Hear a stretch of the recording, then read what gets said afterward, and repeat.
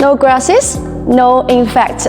This is EA3DiP1 post-display. That's weird, amazing you.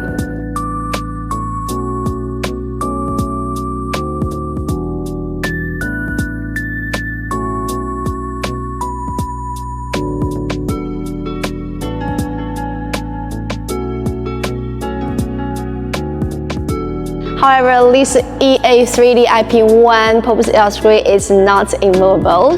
Yeah, we have designed a caster in the bottom, allowing to deploy it to any suitable location at any time. Thanks to flexible LED modules, we can design a variety of LED module shapes, and it becomes easier to maintain.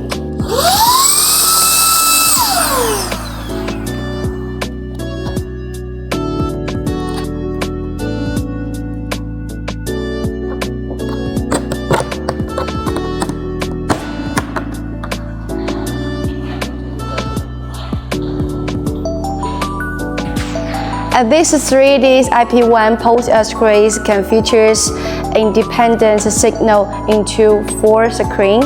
Yeah, and they also can split one screen into 4. In addition, its high contrast and 16-bit grayscale is also very stunning.